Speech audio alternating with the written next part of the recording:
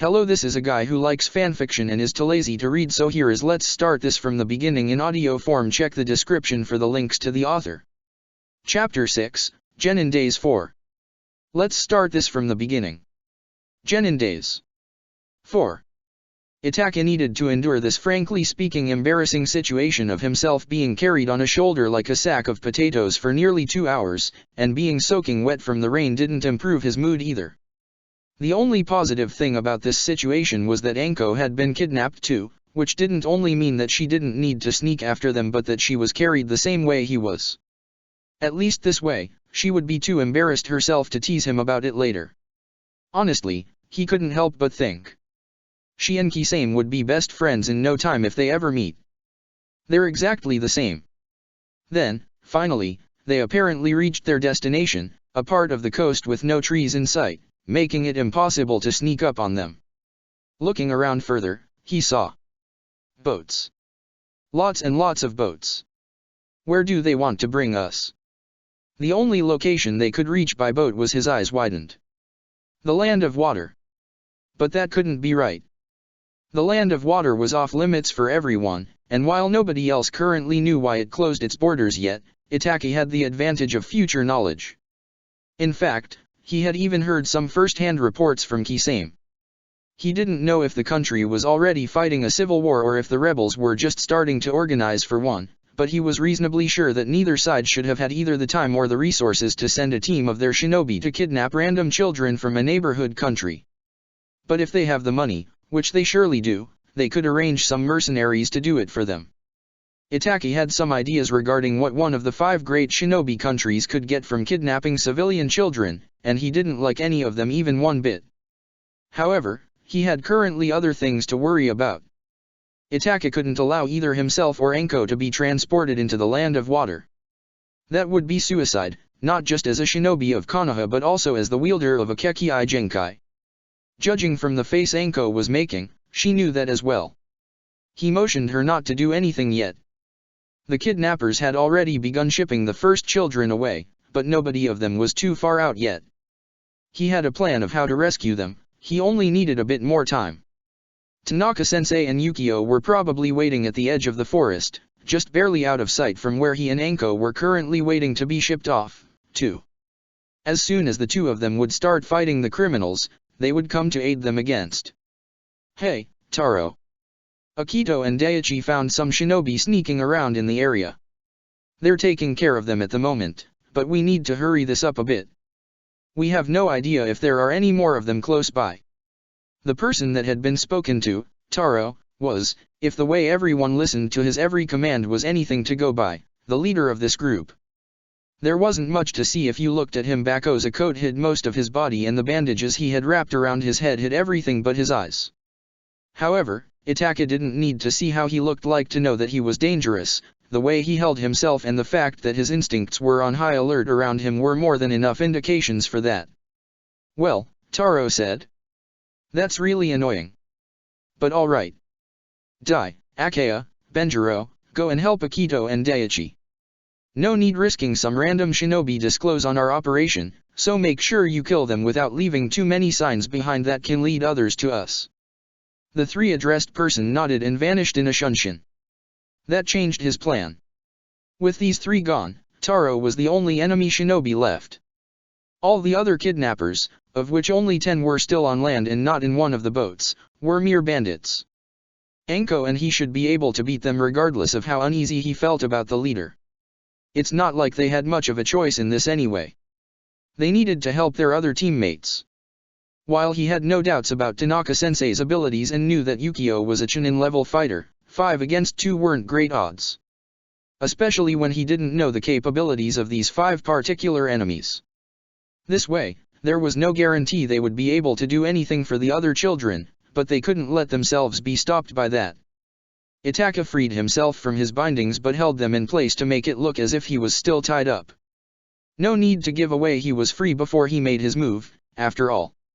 He needed to wait only a few more seconds before one of the bandits pushed him into the direction of one of the boats, and he went along with it, aware that he would be led straight past Taro. The moment he stood before him, Itaka began his attack. He let the ropes fall to the ground while simultaneously giving Anko a sign to start her own offensive before looking right into Taro's eyes. Sharingan activated. He used the most powerful genjutsu he was currently able to use, which was a pretty decent mid-level technique, to immobilize the man. While he wasn't able to move around as fast as he usually could when part of his attention was focused on keeping the technique up, Itachi was still proficient enough in genjutsu to not be rendered entirely motionless. All he needed to do now was. There was suddenly a noticeable drain on his chakra, a telltale sign that his illusion had been broken, and the only reason he was able to raise his arms to block the kick that would have crushed his chest was that his Sharingan was still activated and predicted the movement. He flew backwards in a straight line, trying and failing to catch himself in midair, before landing hard on his back. Itachi then continued to slide for a few more meters before finally coming to a stop in a crouched position. He didn't stay like this for longer than half a second before jumping away, though, just in time to evade a bunch of kunao and shuriken that hit the ground where he was only a mere moment ago. "Oh," Taro commented, sounding amused. "You're clearly not a civilian. Do you belong to these shinobi that are snooping around the area? Why am I even asking? Of course you do." He laughed loudly. "And by the fact that you possess the Sharingan, I can safely assume that you guys are from Konoha." Well, to be honest, that was the most likely possibility anyway. Itachi didn't say anything to that. Instead, he used the opportunity to catch his breath and by trying to come up with a plan. Considering the way his instincts had warned him from his opponent and how he had freed himself from Itachi's rather powerful genjutsu in an instant, this man was at least a jonin. Maybe even an elite jonin, if Itachi was especially unlucky. Out of the corner of his eyes, he could see Anko making short process with the remaining enemies. As no one of them was a shinobi, it was a rather one-sided fight, but even with her aid, this fight would be nearly impossible for them to win. He might be forced to use his main Jikyo to beat this opponent and then hope that his sensei and teammates would be able to take out the rest as he would be unconscious for the immediate future. He wondered why the man wasn't doing anything, however. Taro was just standing there, watching his subordinates getting killed one after another until only he was left alive. "You're probably wondering why I'm not helping these guys killing your little friend over there," Taro spoke up as if reading his mind. "Well, you see, they're trash. You find common criminals like that everywhere, so it's much more efficient to hire a few of them for a job and then kill them after everything is said and done instead of letting them live and be forced to actually pay them. It's not like you can't replace them afterwards anyway. So, you could even say your friend is doing me a favor." He started laughing again, even more heartily than before. Anko appeared at his side. "Itachi, are you alright? It looked like you hit the ground pretty hard." He nodded. "We have bigger problems right now. This guy is on a completely different level, he's at least as strong as Sensei. Winning against him will be near impossible."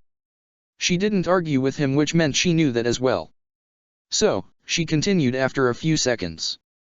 "What do you say about going through with Plan G and hoping that Sensei and Yukio will finish their enemies fast enough to aid us?" He gave a humorless smile. "Sounds good to me." For now, he silently added in his mind. "But if they don't come soon, I will use the main Jikyo, consequences be damned." Plan G essentially meant nothing more than, fight the enemy with some combos until Itachi got the chance to use a genjutsu on them. Whoever fought alongside him, which in this case meant Anko, would use the moment the enemy was rendered motionless to go for the kill. And while their opponent had already proven that he possessed excellent chakra control, good enough even to free himself from Itachi's currently strongest illusion in little more than a second, this plan had still some chance of success. After all, a mere second was more than enough time to kill someone, at least for a shinobi. Taro seemed to know that as well, if the way he didn't look directly into Itachi's eyes was any indication. So, Taro spoke up again, sounding entirely carefree. "Did you finish your little planning session? I think I gave you more than enough time to do so, didn't I? And why exactly did you use that time?" Anko snarled. "Are you so eager to lose?" Taro snorted. "Hardly. It's just so much more amusing to see the hope in your enemy's eyes slowly but surely getting crushed." Besides, he looked right at Itachi, a cruel smile visibly forming under his bandages. "It's not every day that you get the chance to kill a bloodline user as famous as an Uchiha. You need to savor the moment, especially when it's so hard to find a bloodline user at all these days. If he hunts people with a Kekii Genkai, he is probably one of the Mizuki's men, Itaka concluded. Well then, Taro said. Shall we begin? One moment he was several meters in front of them, and the next moment he stood between him and Anko. Itaka, being able to follow his movements with the Sharingan, was able to lean out of the way of Taro's attack just in time, but Anko wasn't so fortunate. The man rammed his fist into her guts, the impact behind it being strong enough to lift her into the air. He reached out with the other arm for a follow-up attack but was forced to abandon this plan of action to evade a kunai that flew at him from his right. Itaka hadn't any weapons with him, as it would have given away his identity if one of the kidnappers found him armed, so he had picked up the ones Taro had thrown at him earlier. With a kunai in each hand, he appeared in front of the man and slashed at him with one of them. His attack got blocked, but he wasn't deterred. Using his small stature to its fullest potential, he jumped into Taro's guard and tried to break his knee with a precise kick of his own. He was forced to jump back before he could accomplish anything, however, as the man had also drawn a kunai and used it to slash at him, the extended range making it impossible for Itaka to get close. He redirected Taro's following palm strike and tried to get some distance from his enemy but was stopped when he was grabbed and pulled towards him. Itaka would probably have been done for a moment later if it weren't for Anko appearing in the air beside their opponent's head and trying to connect a roundhouse kick. Taro let go of him to raise his arm to block the kick, allowing Itaka to use his momentum to connect a kick of his own with the man's chest. While obviously not hurt by it, the momentary confusion of being hit allowed Anko to rush in again.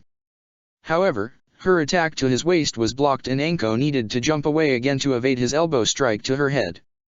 They then stood facing each other just like they had done a few seconds earlier at the start of the fight, with Anko and him on one side and Taro on the other. Anko gave him a hand sign and he nodded. This time they would be the ones to attack first.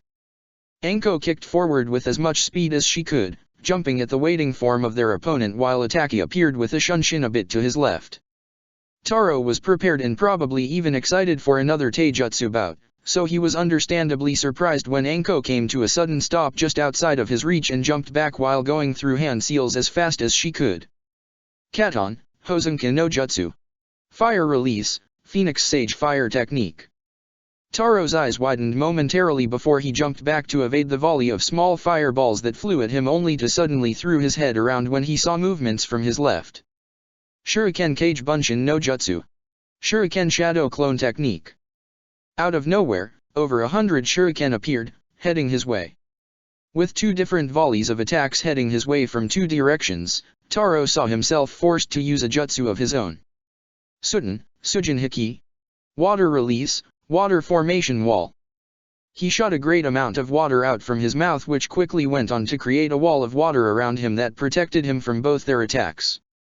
Using this opportunity where he was out of sight, Itaka quickly created a Karasu Bunshin, Crow Clone, and used the Doton, Moguragaku no Jutsu, Earth Release, hiding like a mole technique, to hide himself in the underground.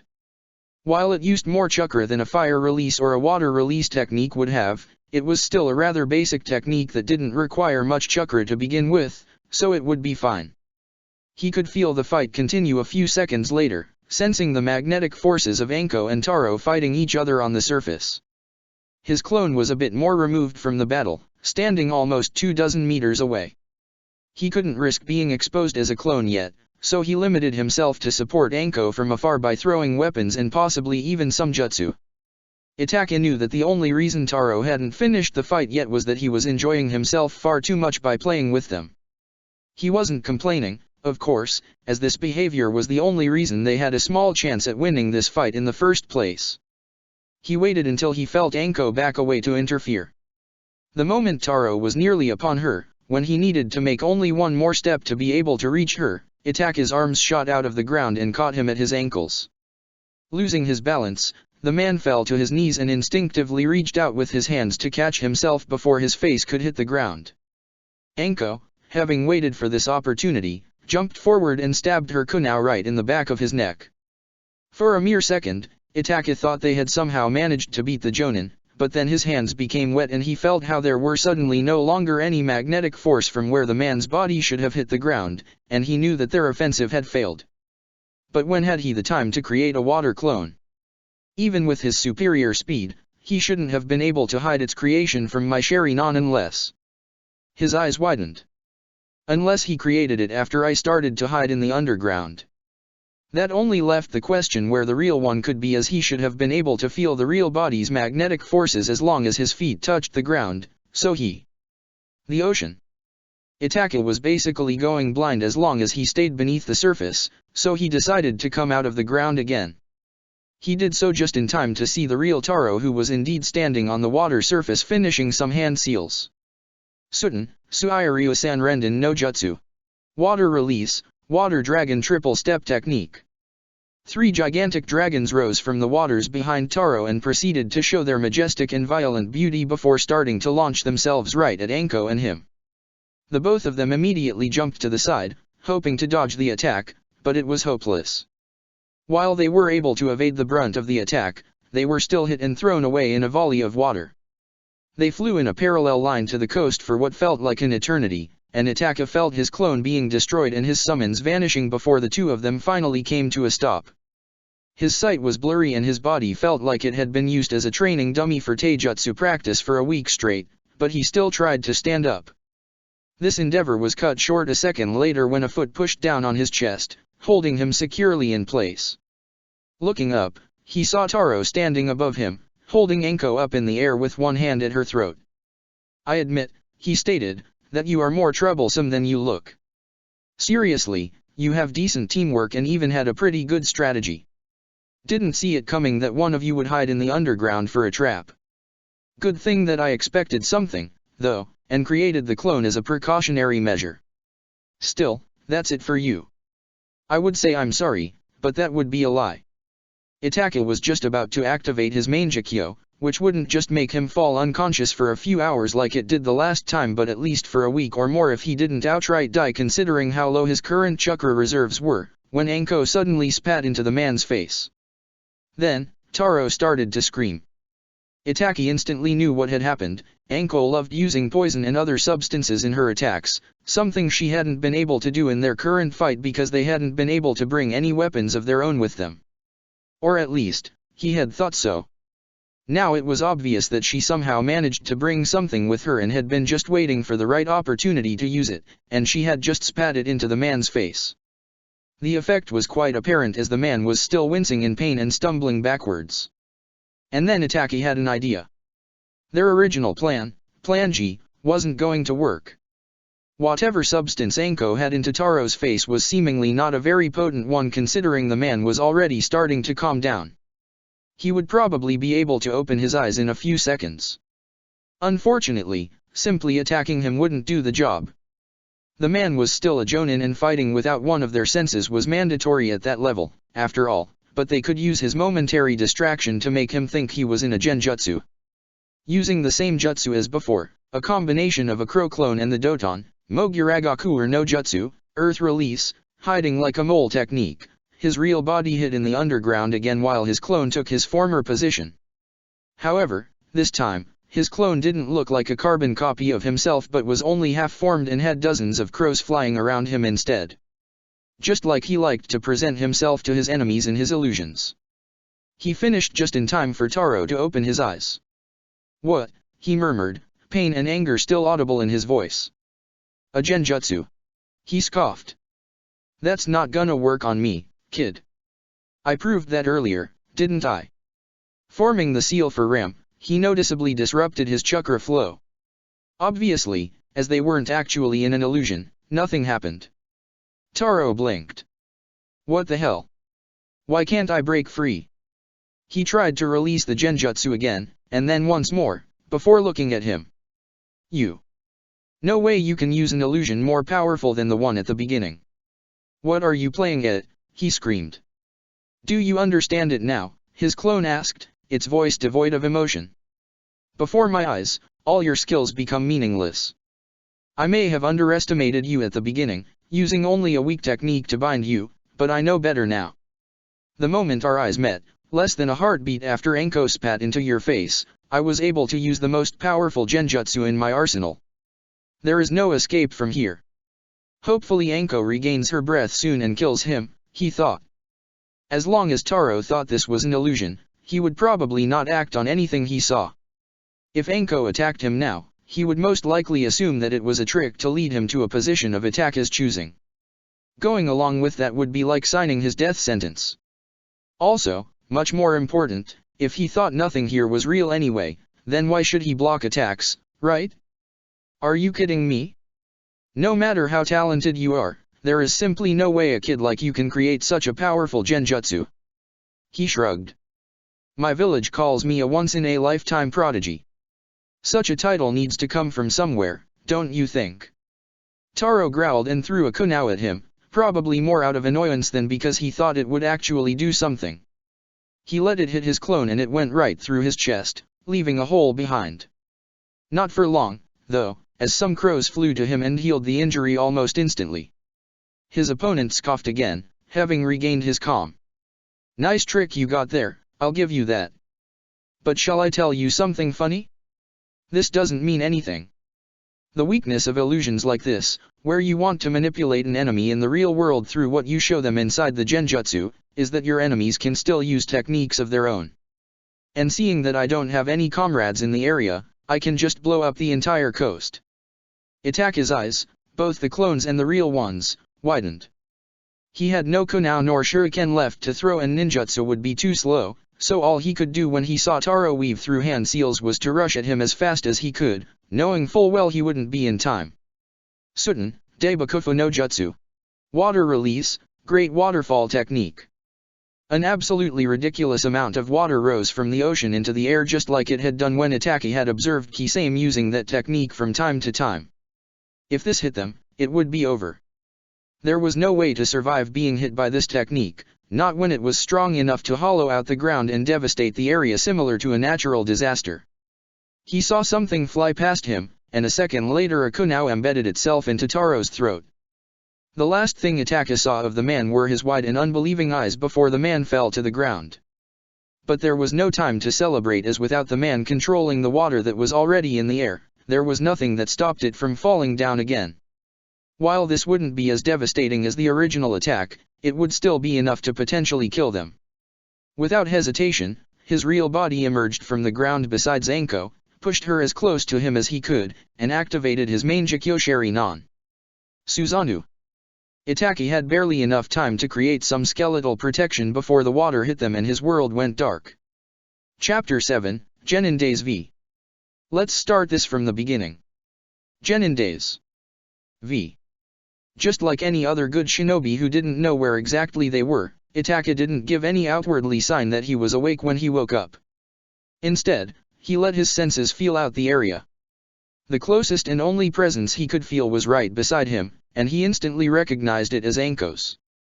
Deciding that he was in friendly company, he opened his eyes and sat up.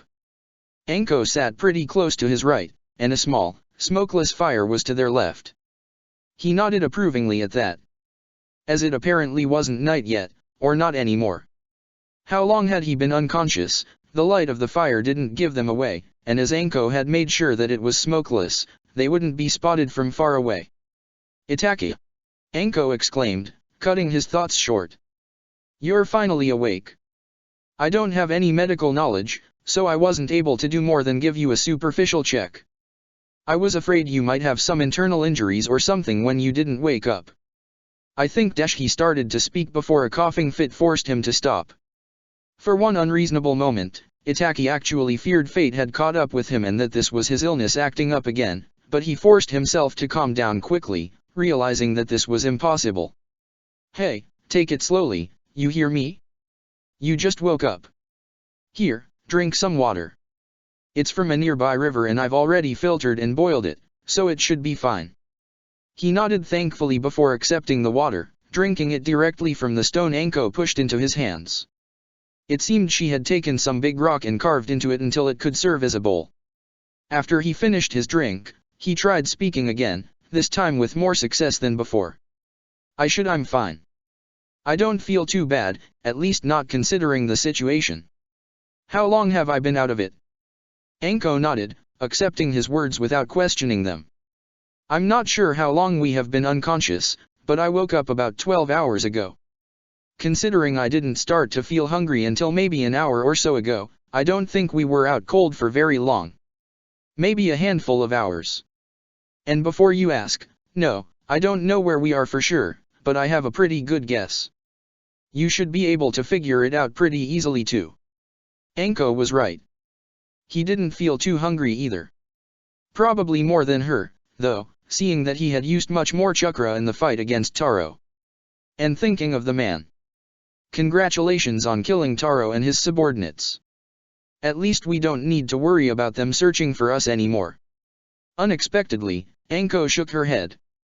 You're the one who tricked and distracted him with your crows. This half-formed crow clone of yours looked badass, by the way, so it was just as much your victory as it was mine. She seemed to be a bit down at that, though. If Ataki had to take a guess, he would say that she probably was disappointed with her own performance. He should try to lighten her mood. Their situation was dire enough without her being distracted by negative emotions. Only just as much, he asked in a somewhat teasing tone, one eyebrow raised. Anko huffed.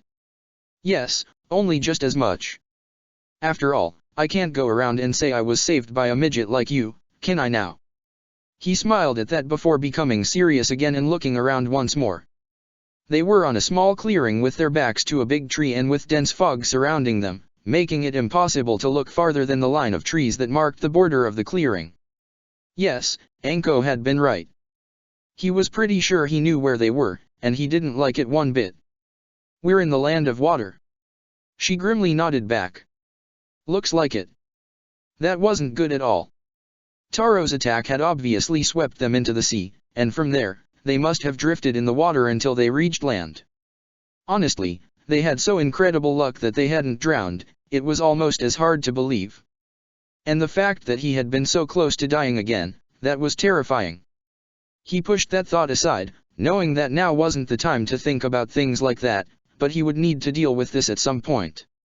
As you said, at least we don't need to worry about people searching for us. It's not unlikely that the patron of the orphanage asked for shinobi to look into all these kidnappings, so Kirigakure will probably assume that their people got killed by the team sent to deal with it. There will be no manhunt for us. And just in case, I sent some of my snakes into the surrounding area to scout for us, Anko said. True, he agreed. But that doesn't mean that there will be no search groups at all. It would be careless not to search the area after your shinobi got killed in such close proximity to your border. But we should have a day or two until that happens. That's not wrong, but, he hesitated for a moment, unsure if he should proceed with telling her about the current situation in the land of water, before deciding that it was much more important that Anko was informed of it so she could prepare herself than it was to conceal that he had information he shouldn't be aware of. We also need to worry about the internal problems the country is currently facing. Internal problems. First of all, what problems, and more importantly, how do you know about them? Anko asked, her arms crossed in front of her. My father is the clan head of one of Konoha's 4 noble clans, so he gets more information than most. He decided to inform me of what he knew about the current affairs of the land of water as soon as he heard that this mission would bring me so close to its border. That was a rather believable lie considering Anko could hardly go to his father and ask about its accuracy. The only person she could possibly mention it to was the Hokage, and he would go along with it to protect Ataka's secret. And what exactly did he tell you? The country seems to be on the brink of a civil war, he started to explain. One in which the Mizukage and the people loyal to him fight against every single person with a Kekii Genkai and their supporter. Wait, what? Anko exclaimed. Why would they do that? Kekii Genkai users are one if not the most powerful addition to a village's fighting power. Killing them off would cripple themselves. Nobody knows exactly why the Mizukage acts as he does. Of course there were some very few exceptions who knew about Madara's involvement, but he could hardly mention that. But many of his supporters blame people with bloodline limits for all their hardships and even war itself. They think they can achieve peace for their country if there are no filthy bloodline limits left. Obviously, there are quite a lot of people who are not okay with this senseless genocide or the way the Mizukage leads his village in general, and these rebels are probably planning to overthrow the current government right as we speak. With the country being in such an unstable state, both sides likely have their people patrol the area. And this is, obviously, bad for us. There was also the fact that many different fractions had fought for dominance in the country ever since the foundation of the Hidden Villages system, of course. With the Land of Water being an island nation, it was much harder for Kirigakure to unify the various groups within its borders under its rule than it was for other villages. That was part of the reason Madara could manipulate the country into a civil war as easily as he had done. After all, many of the Mizukage's supporters weren't actually all that opposed to bloodline limits as much as they didn't like the population of certain other islands their own island had been in a conflict with in the past. They were merely out for revenge rather than on a crusade against various bloodlines like they claimed to. These details were unnecessary for Anko to understand the situation, though, so Itaka didn't bother explaining them to her as well.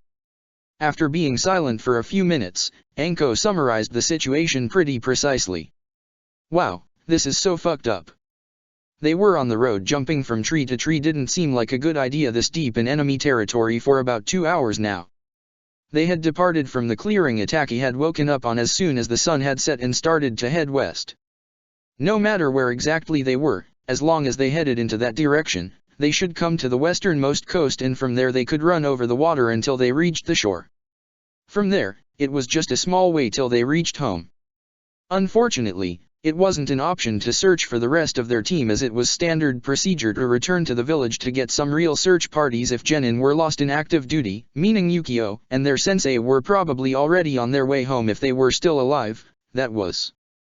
Explaining to his parents how he had managed to get lost in the Land of Water would be fun, he was sure. Especially because they would be sick with worry by the time he got home. And Shisui and Izumi as well. At least Sasuke was too young to immediately be informed about him being missing. That wouldn't happen as long as no corpse turned up or the search for them went futile for several weeks. Both Anko and he had summoned their respective animals to scout the area and warn them if someone was closing up on them, but due to the dense mist, his hopes of them succeeding in that were slim. The fact that it was night wasn't improved their chances either. The only way they could notice anyone in that mist was if said person wasn't actively hiding. At least he had some experience with the soundless murder technique through his acquaintance with Kisame, though of how much use that would be to him remained to be seen. The loud croaking of a crow cut through the silence of the night. "Anko," he whispered. "I know." They instantly moved closer together, making it look like he was too weak to walk and as if Anko was supporting him move forward. They were looking like civilians already thanks to their short time at the orphanage, and their clothes appeared pretty shabby from all the things they had needed to endure in the last 24 hours, so they probably looked like every other pair of orphaned children currently wandering the country. If the people approaching them were the Mizukage's men, they would possibly try to kidnap them too, and then their act might allow them to get the enemy by surprise and kill them before it came to a fight at all. If they weren't part of the Mizukage's party, they would hopefully just ignore them. 2 men wearing Anbu masks appeared a dozen meters in front of them. "All right," the left started to speak almost immediately. "We know you are not from here, but you are obviously not sent by the Mizukage. I will give you guys the chance to explain yourself right now and it depends on your answer what will happen afterwards.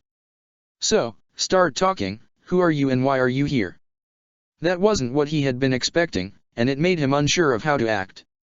Knowing that not answering immediately would have negative consequences, he planned to give himself some more time to think and opened his mouth to say something, only to be deprived of the opportunity when Anko started to speak before he got the chance.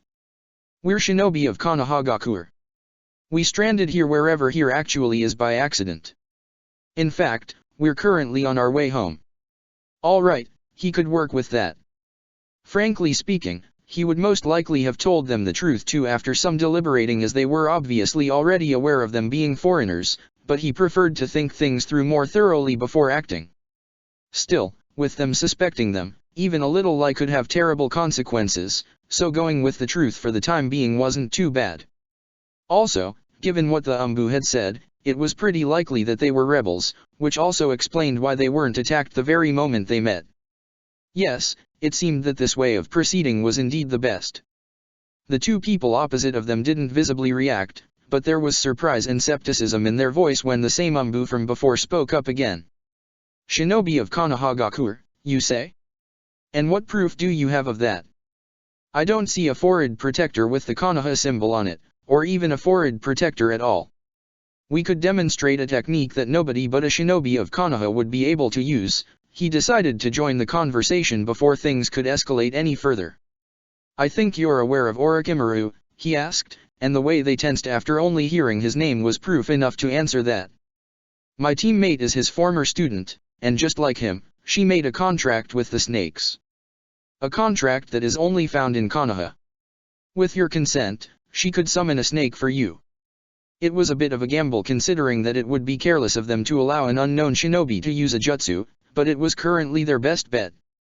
That doesn't seem like a good idea, the man replied, his hand slowly reaching for a weapon. Maybe it would be better dash. I should add that I already sent a message home through micro summons. If something happens to us, our village will know who is responsible, and I'm sure you know what would happen if you kill the Uchiha heir. He pointed at himself and his teammate. Again, it wasn't necessarily the best way of action to announce his identity and simultaneously threaten them, but the two of them gave him the vibe of being very inexperienced and nervous themselves. This strategy might actually work, and if not, well, he was confident they could take them in a fight. All right, it was the other person who spoke this time. Show us the technique. Anko didn't hesitate, probably having come to the same conclusions as he had, and made the necessary hand seals as slowly as she could before summoning a little brown snake. Both people looked at each other for a few seconds, foolishly ignoring Anko and him, before both nodded and the man who had spoken first started talking again. All right, I think that's more than enough proof. Under these circumstances, we offer our aid in leading you home, as long as you come with us. They hadn't had a real choice in that matter, so they followed these two back to their camp. Of course they could have fought them and probably even won. The short conversation had been enough to convince Ataka that they weren't real Umbu but more likely Chunin-level rebels at most who wanted to protect their identity, but even a short fight would most likely attract others their way. That, they couldn't afford. Anko, who had seemingly noticed the same thing, and he used the opportunity to find out some more about where they were exactly and the current situation in the country in general. It seemed that they were on the most western island, the one closest to the mainland. They were stranded somewhere on the southeastern part of said island, which was fortunate because this was the part of the island the rebels controlled. While the situation hadn't really escalated to an all-out war yet, regions all over the Land of Water were already choosing sides. It wouldn't be long now, Ataka concluded, until the real fighting would begin. While Ataka was thankful for the information, he was also somewhat disgusted by the way the two eagerly told them about the tense situation in their country as well as all kinds of little secrets. They were lucky that neither Anko nor him or Konoha in general would act on this information to wield war on these lands. If he hadn't been sure of it before, then this would have been the point where it became obvious that they were no real Umbu. The most interesting information they received were the names of the people in charge of the camp they would enter in a few minutes. Especially one name stood out, Mei Terumi. He had been aware that the future Godame Mizukage was part of the rebellion and that her achievements there would be part of the reason why she was chosen for the position in the first place, but he hadn't expected to actually meet her here and now. And that presented him with a problem. What should he do now? The Sandaime and he had made a lot of plans, but most of them focused on strengthening Konoha and maybe its allies. They prepared to face the Akatsuki, which seemed manageable for the most part considering most members had already been killed when he had died himself, thought about ways to protect the Jinchuriki, and tried to improve their relationship with the other villages. It was unfortunate that the last point in particular was hard to archive. So shortly after the last war had ended, most other villages were still licking their wounds and grieving their losses. The animosity still held strong. Now, however, he was given the opportunity to improve the image of Konoha in the eyes of the future Mizukage. The best thing about it was that it would look like they helped them only because of the goodness in their hearts. After all, if you looked at it from an outside perspective, it was obvious that the rebels were in a worse position than the Mizukage, so there was no real reason to show goodwill to them. It wasn't even as if they could give something back in return for the aid they received. Everything they were given by Konoha would be in the spirit of goodwill as far as they were concerned. Sure, there would be people that were thinking they were playing both sides so that they would win no matter who came out on top of the civil war, but they would have no proof. Besides, how could they possibly know that Mei Terumi would become the Mizukage? The only thing they needed to pay attention to was that they didn't make it look like Konoha was only helping the rebels to further destabilize the country. Yes, this was the perfect opportunity to better the relationships between Konoha and Kiri. Now he only needed to find a way to help the future Mizukage and somehow persuade Anko not to stop him. Itachi wasn't sure what would be harder. We're here. In front of them was the camp, located in the middle of the forest with a huge stone wall in the back. The camp was pretty much what he had expected. It wasn't very big and he doubted that it held more than 50 men, and the most complex structures were some tents here and there. Honestly, calling it a camp was kind of inappropriate. It was obvious at the first glance that this wasn't meant as a permanent solution but more as a temporary location they used for as long they had business in this area. The two Umbu lead them right to what he assumed to be the center of the place, ignoring the curious and sometimes hostile glances that were thrown their way. He could feel Anko's nervousness and thought about trying to reassure her but ultimately decided against it. She would probably just take offense from that. The two men stopped and they followed suit. In front of them, sitting at a round table of rock probably created with a jutsu, he thought were 6 people, 4 women and 2 men. And one of the women was very obviously Mei Terumi.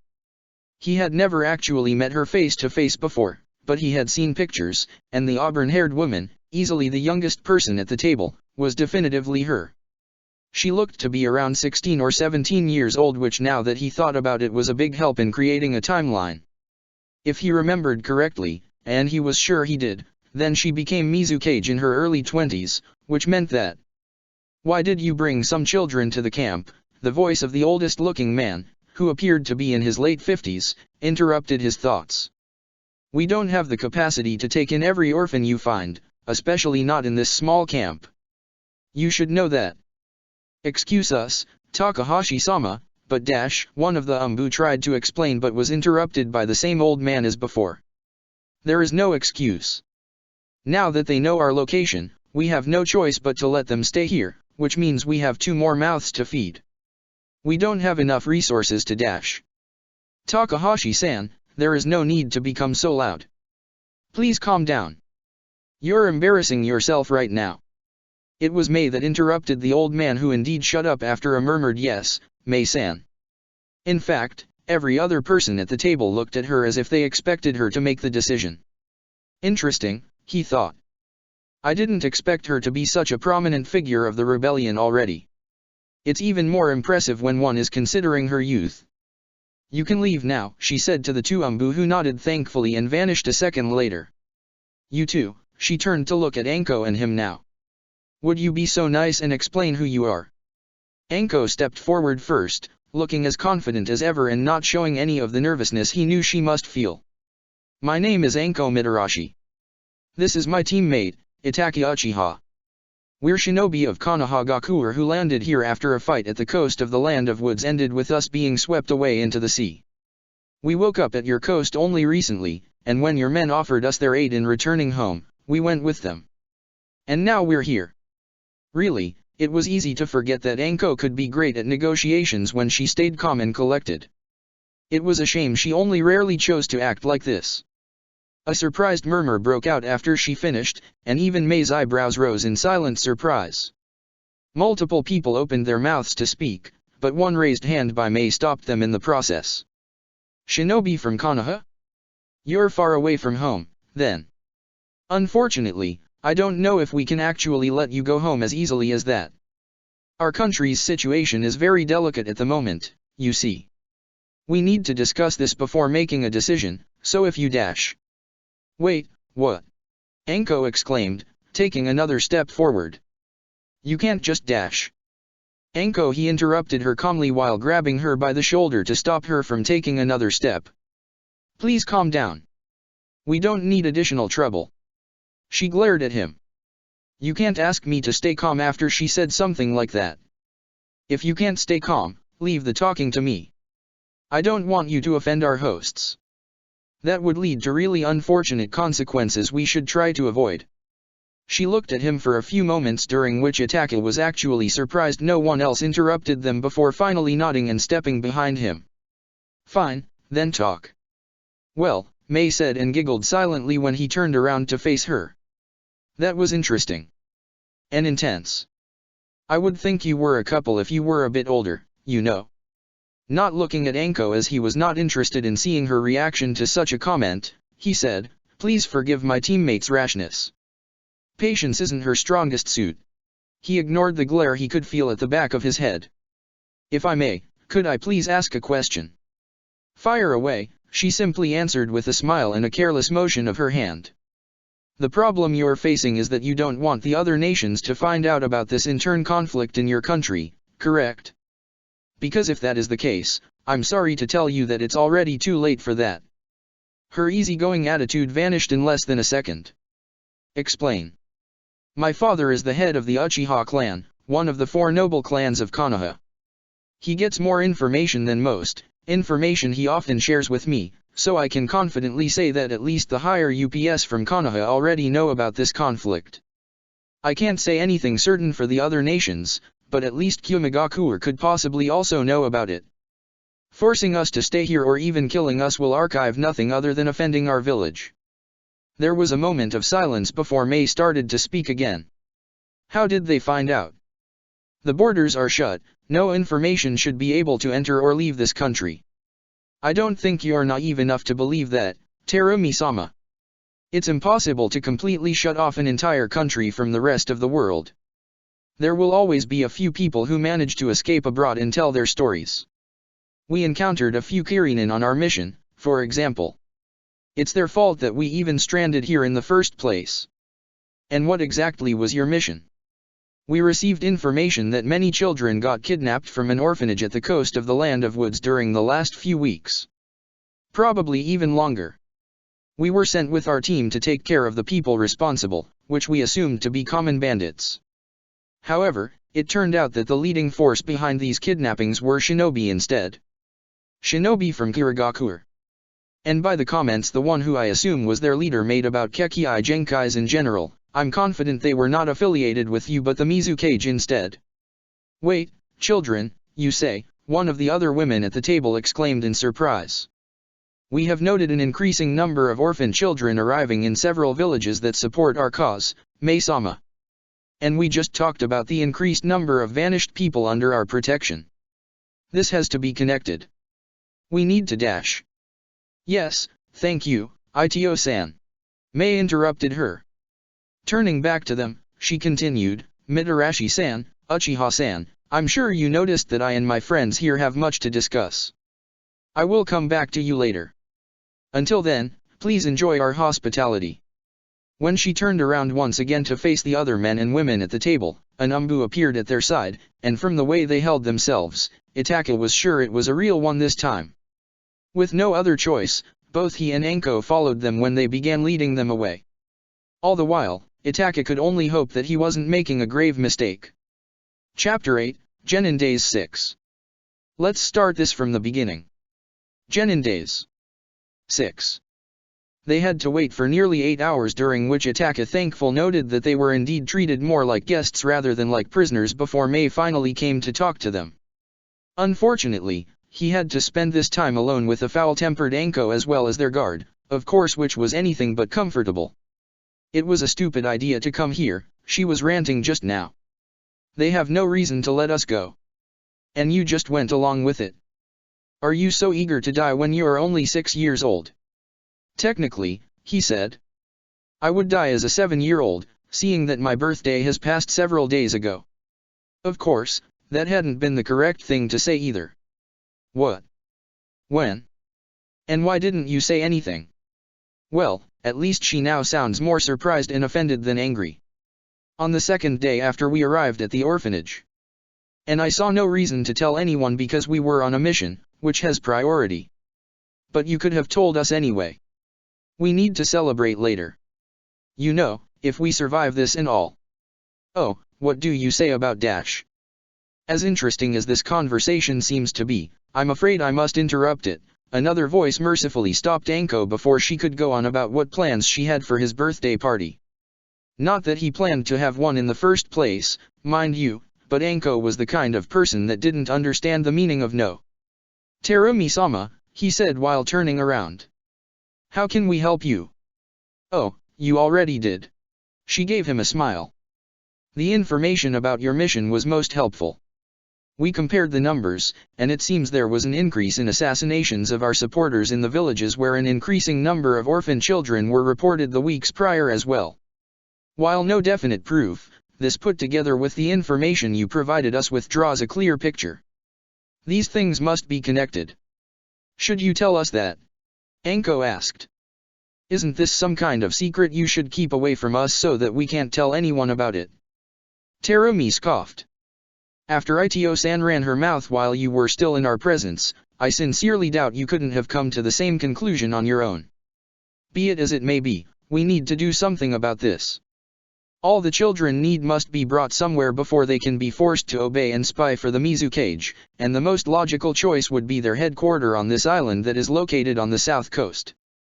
As thanks for your help in exposing this trickery, we will aid you in returning home. Tomorrow, our people will gather and destroy the headquarters and free the children. We will take you with us until a certain point from which we will then depart from each other and you will make the rest of the way on your own. That's great. Thank you. Verdeshenko started before Itaki interrupted her. I want to help. What? Two identical exclamations were heard, and Itaki couldn't help but feel a little smug that he had managed to break the till now perfectly calm facade of the future Mizukage. Itaki, you can't be dash. Uchiha-san, I don't see why dash. Somewhat unexpectedly, both became silent when he raised his hand. Our mission was it to save the children that were kidnapped. Under normal circumstances, this would be impossible now. We would be forced to retreat. If we join with you, on the other hand, success is very likely. Besides, he quickly continued when he saw both young women open their mouths. As a carrier of a Kekkei Genkai myself, I find the philosophy of the Mizukage and his followers disgusting and offensive. I would gladly take this chance to harm his cause. There was a moment of silence before Mei spoke up. I can understand your reasoning, especially the second one, as I'm a Kekkei Genkai user as well, but I don't think that this is enough to allow you to accompany us. Besides, your presence alone is unlikely to change the course of the battle. Besides, Anko added, astonishingly calm. You would need to explain to the Hokage why exactly you chose to risk your life to aid some foreign shinobi, regardless of whether their goal was it to harm Konoha or not. No, wait, one could actually argue that aiding rebels in overthrowing their current cage is equal to harming Konoha as it worsens its relationship with the official government of another great nation. And, just on a side note, I don't necessarily want to be the one who explains to your father, who is the head of the KMPF, why his son died under my watch. Itaka gave them both a small smile. My safety won't be in danger, so you don't need to worry about that. And you're right, Terumi-sama, that my fighting prowess won't be a deciding factor in the battle itself either. However, I can give you something else. I can almost certainly guarantee the safety of all the children. While not necessarily easy, Itaki had been able to persuade both women to let him help after he explained how exactly he planned to do so. That was rather fortunate, as it helped his long-term plans immensely. He was pretty sure that Mei Terumi wouldn't forget about this day and its events anytime soon, at any rate. His plan was simple but effective. First, he would create a crow clone to sneak into their hideout. Considering that the ability to use a summons contract for a technique like this was almost unheard of and impossible to pull off for anyone who doesn't have a contract with either the crows or the snakes, nobody would bat an eye at a murder of crows. Then, he would sneak to where the children were kept and hide them under a genjutsu that made everyone who came looking for them think they had vanished. Sure, a high-ranking shinobi would be able to look right through it, but he doubted such a shinobi would be on guard duty for a bunch of children. It was during the early hours of dawn that a flock of crows circled overhead the small hideout that had its back on the coast. It was pretty obvious that this base wasn't a very significant one, which wasn't a surprise if one took its location into account. The island it was located on wasn't only one of the smallest islands of the Land of Water, but it also hadn't any notable resources. There had never been any great population on it either, be it a shinobi or civilian one. All in all, there were probably less than 1,000 inhabitants on this piece of dirt. Its only use was as an early warning system in case some country invaded them from the west, in which case this island would be used to slow the enemy down while the other islands prepared for the real fight. The base was small, only 3 or 4 times the size the rebels' camp had been. Even so, much of the space was nothing but empty ground. There were only 3 buildings. The first appeared to be a tavern of some kind if the music he could hear from it was anything to go by, and was located close to the ocean. The second one was rather indescribable, having no special features whatsoever, and thus gave no outwardly clue what its purpose might be. The third building was also the only construction that looked like someone bothered to keep it in shape. It was a big tower, having at least 5 times the height of the tavern, and was built from robust-looking stone. The entire area was surrounded by a 20 meters high wall which was built from the same stone as the tower. While he doubted that it could hold against some really powerful technique like the ones that at least Mei should be able to perform, it looked durable enough to hold of regular shinobi for a bit. Its main purpose was probably to slow enemies down anyway instead of permanently keeping them out, so there was no need to be almost indestructible like the wall that surrounded Konoha. He could see people patrolling on it at regular intervals, too. He wondered for a moment where all the inhabitants, which couldn't number more than 200, were sleeping and living, but the logical guess would be that the buildings continued underground. In all honesty, it was kind of insulting to call this base a headquarter. The entire complex wasn't built to resist a siege but to serve as a lookout for possible invaders. Once they were under attack, they would be barely more than pigs in a slaughterhouse. But alas, that wasn't his problem. Quite the opposite, in fact. Itaka thought a moment about where the children might be before deciding that the most likely location would be either the second building or the underground beneath it. The fact that this building was one of the 2 buildings that had guards, the other being the tower that probably was the heart of this base, was more than enough to come to that conclusion. It also helped that both guards looked bored out of their minds, obviously not expecting to do anything interesting anytime soon. Deciding to proceed, he followed up on his plan and flew down. The left guard, who had been enjoying his meal for this evening, gave a surprised shout when his food was stolen out of his hand when he was just about to bite into it. His fellow guard laughed for a second before he realized that other crows were rummaging through his bag in a search for more food. Neither they nor the amused onlookers from afar noticed how a few crows flew through the previously closed door, not that it shut close behind them afterwards. Naturally, with a wall and a door between them, nobody noticed either how the aforementioned crows formed a body once they were alone in the room. It seemed that the entire building, at least on this floor, was one single room, filled to the brim with weapons of all kinds. The only other notable detail was the stairs leading downwards. He thought. Seems like this is the armory, then. Not looking a gift horse in the mouth, he took a fair amount of kunao, shuriken, some wire, a wakaizushi, and some other useful-looking equipment. One never knew when such tools would come in handy. Only afterwards did he start to slowly descend downstairs, always moving cautiously but swiftly. He was on a schedule, after all. He needed to follow the stairs for about 3 minutes before finally seeing its end. Itaka was just about to descend fully onto this new floor when he suddenly stood still. There were voices. New bunch didn't arrive yet. Problems? Nah. Taro, never. But Kiri might. Itaka could hear 3 different voices, 2 male ones and 1 female one, which meant that there were at least 3 people. He had no way of knowing if there were more enemies who just didn't speak up yet because he, for some reason, couldn't feel the exact number of chakra presences. He guessed that they must have done something to block the senses of invaders. He couldn't even dare to give a peek because the corridor appeared, if he interpreted the echo of their voices correctly, to be straight with no turns to hide in. They would spot him immediately. Itaki had only a few options he could take right now, and after a short consideration, he decided to take the easiest one. He used a henge, transformation technique, to look like one of the guards from outside the building while simultaneously putting his sword, the wakaizushi he had taken only a few minutes earlier, on his back. He then also used a genjutsu to hide the fact that it was there in the first place. Disguise in place, right down to the same bored expression he had seen the man wear earlier, he calmly continued walking downstairs, not bothering to silence his steps anymore. The people, which fortunately numbered only 3, noticed him only a few seconds after he saw them, giving him the chance to determine their threat level.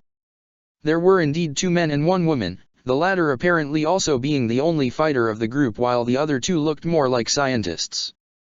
He obviously couldn't be sure, as you didn't need to wear standard shinobi uniforms to be one, and it was quite easy for experienced shinobi to hide the typical signs that would give them away, but considering that they had no reason to hide their profession inside their base while surrounded by allies, he was pretty confident in his estimation.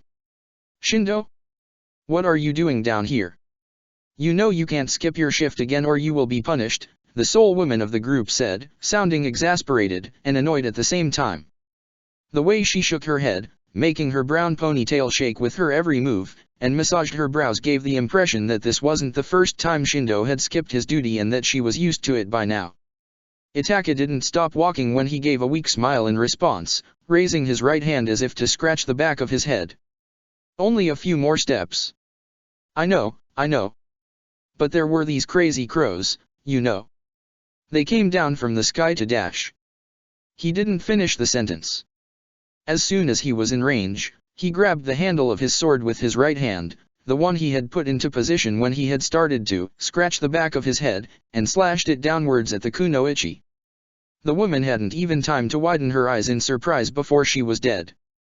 Her two companions didn't immediately understand what was happening, and by the time their brains realized the danger they were in and gave the order to scream for help, their throats were already cut, making it impossible for them to do so. The entire thing had hardly lasted more than a second. Itaka looked at the two men, taking in their coats that appeared like that of typical medical personnel. He had some very good ideas about what their work here included and didn't like it at all.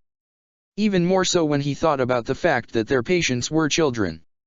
Best case, they were there to treat the children after some too violent persuasive measures were taken to make them their spies. Worst case, there were experiments conducted on them. This thought remembered him too much of Orochimaru for his liking. Itaka could see a door around 200 meters from his position. Continuing to walk through the corridor, he inspected his surrounding. The walls were built from a different stone than the building above the ground and didn't look like it was battered by age yet, so he was pretty sure that this underground facility didn't exist when the base was first built and was, in fact, a recent addition. Just like he thought, there were no other corridors that were leading away from this one, and neither were there any other rooms other than the one he could see at the end of the floor. Before long, he had arrived at the door, stretching his senses to feel if he could determine if and how many people were on the other side of it. Closing his eyes, he started counting, finishing at 8 people in close proximity to the door. Stretching his senses even farther, he could feel another number of people farther back in the room. He couldn't say exactly how many there were, however, as whatever they did to disturb his senses still hindered him, but by the sheer amount of them, he guessed that these presences must belong to the missing children.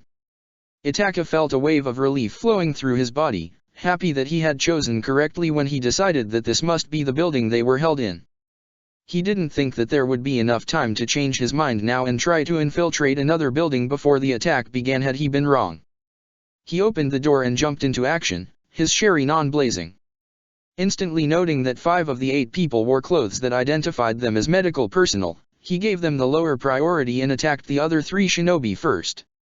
The first enemy died by getting his throat cut before he managed to do more than reach out for his weapon.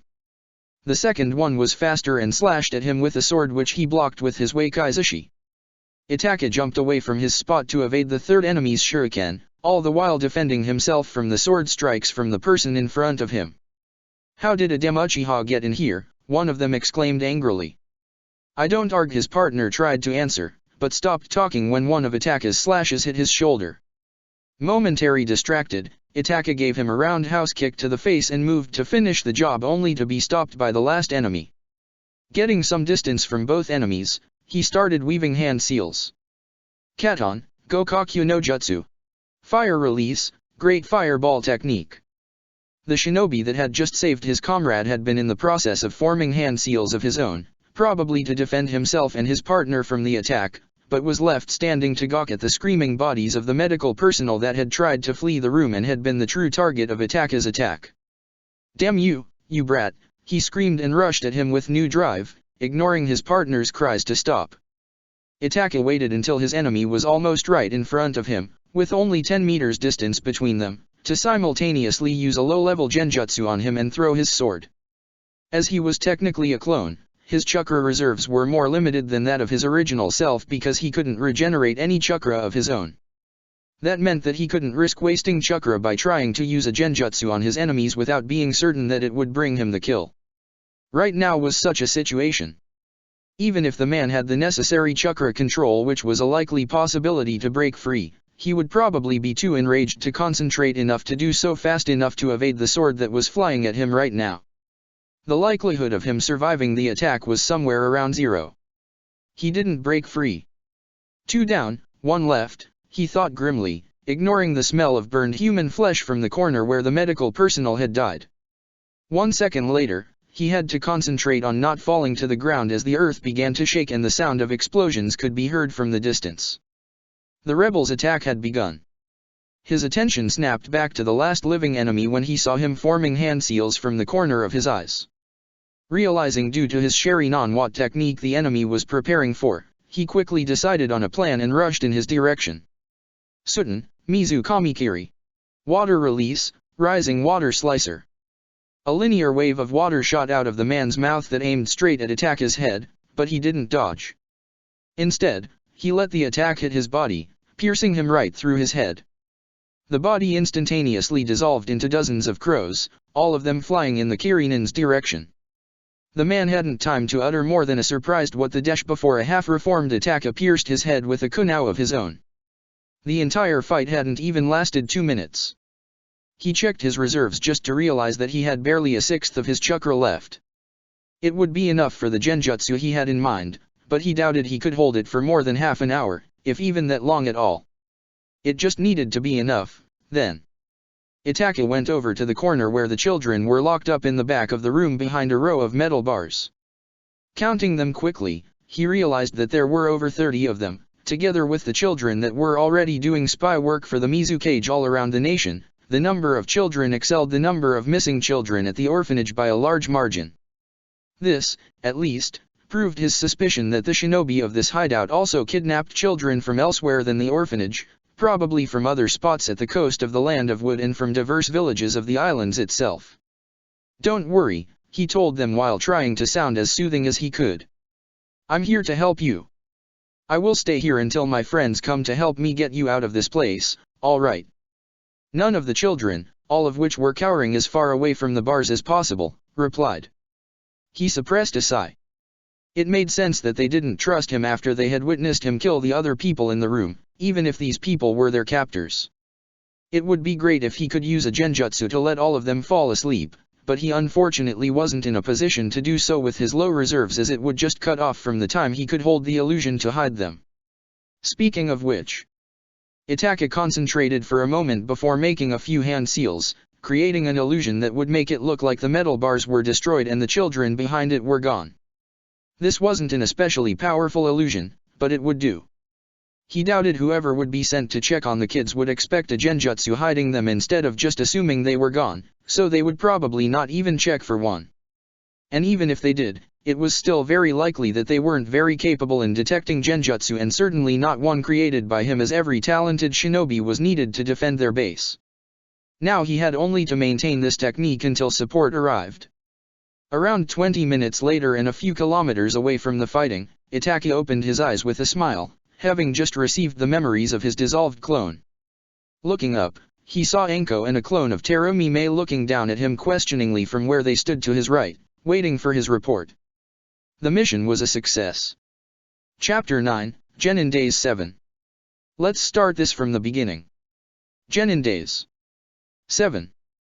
Once again, thank you for your help, Mei said. Who knows if we would have been able to save all the children alive without you. Winning the battle, sure, but saving everybody. She shook her head. There is no need to thank me. Saving the orphans was part of our mission. It should be me who thanks you for allowing us to end this mission successfully. Speaking about the orphans, Anko chimed in. What happened to them? Especially the children that weren't from the orphanage but from around this island.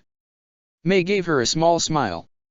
We organized for all of them to be brought to the orphanage that you told us about, no matter if they were originally kidnapped from there or not.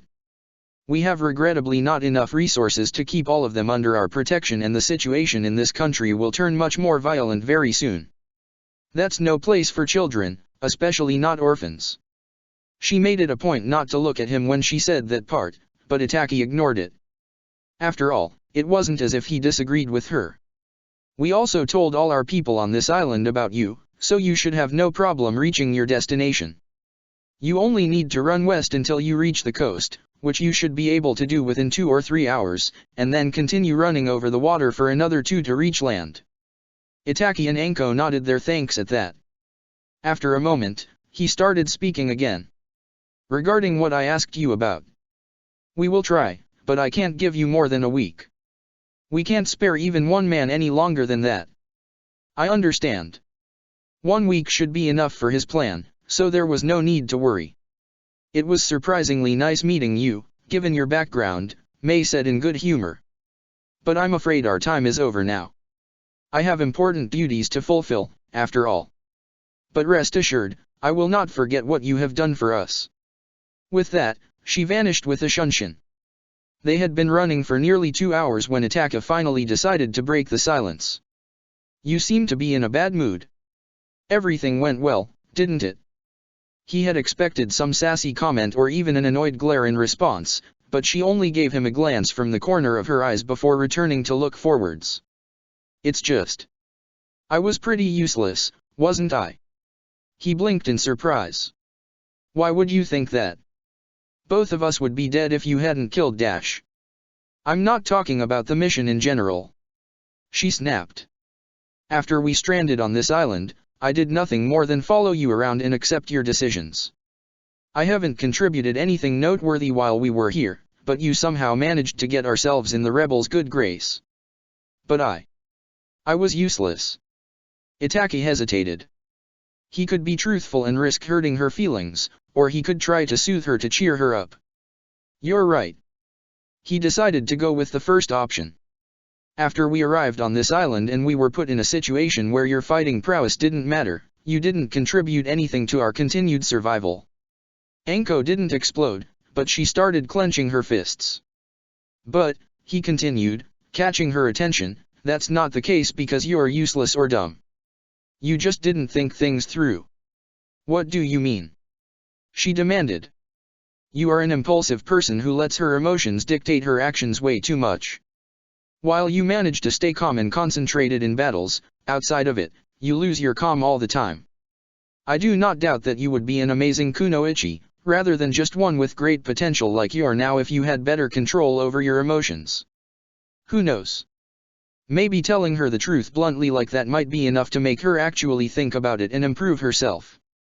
Anko hadn't time to answer, though, as both of them felt a presence closely in front of them. It didn't feel like a shinobi or even like an adult, but more like a child. Anko hissed out what he was thinking. Silently agreeing on a plan of action, both of them closed onto the position from where they could feel the child's presence. A second later, they were crouching on a tree branch, only a few meters above from where they had sensed the child, looking down on it. It was a girl that couldn't be older than 4 or 5, wearing tattered and dirty clothes. It was obvious at the first glance that she was too thin, a sure sign that she lived on the streets on her own for some time now and had problems in finding enough food. Nodding to each other, he and Anko appeared a few meters away from the spot under the tree where the girl was sitting and walked in her direction.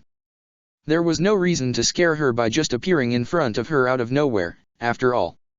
She didn't notice them until they were basically right in front of her, but instead of reacting startled or scared when she did like Itaki had expected, she only looked at them for a moment before giving them a serene smile. Hey, Anko said softly, crouching down in front of her to be on her eye level while still keeping enough distance to dodge should she be attacked. Are you alright? You're not hurt or anything, are you? The girl shook her head but didn't speak up. Itaki hated to see children in such a state. They were innocent and didn't deserve to live like this. Children were supposed to live peaceful lives with enough to eat, with friends to play with, and a home with loving parents they could return to in the evening after running around with aforementioned friends all day. Putting a friendly expression on his face, he crouched down next to Anko. My name is Itaki, and that, he pointed at his teammate as Anko. What's your name? She frowned at him for a moment as if puzzled that he would ask her such a strange thing before her smile returned. I'm Haku. Nice to meet you, Itachi Nii, Ankone. Afterwards, she held out her hand, inviting him to shake it. He hesitated for only a moment, too brief for her to notice, in which he considered if this was a trap and if she could be a threat before he decided that this was not the case. Also, it wasn't as if she could hide any weapons in her sleeves as her top didn't even have sleeves. Are you two shinobi? Haku asked once he had shaken her hand, tilting her head to the side in askance. He and Anko shared a short glance before Anko. Well, Anko drawled, giving a credible imitation of being amused when in truth both of them tensed up the moment the little girl recognized them for what they were. Aren't you a clever one? What gave us away? Your eyes. They look like those of a shinobi. You saw death, right? Just like I did. He intentionally didn't react to that. The girl must be pretty attentive to notice something like that.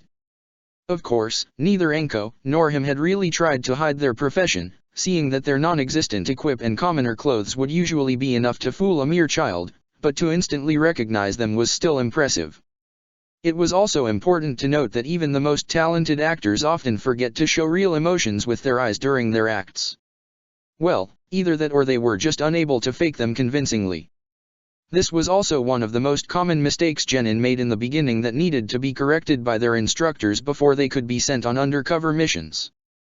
The only reason that Haku could see something in their eyes was that they hadn't bothered with an innocent expression. Oh? So you could see right through us? Impressive. Anko said with a grin. Haku reacted to that praise with not more than a simple nod before asking another question. Are you from Kirigakure?